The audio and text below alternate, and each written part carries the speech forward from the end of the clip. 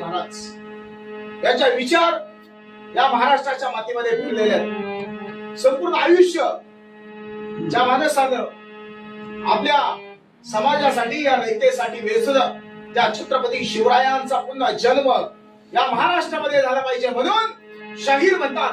काय म्हणतात तर तुम्ही आता ऐकाच. अंधार पार झाला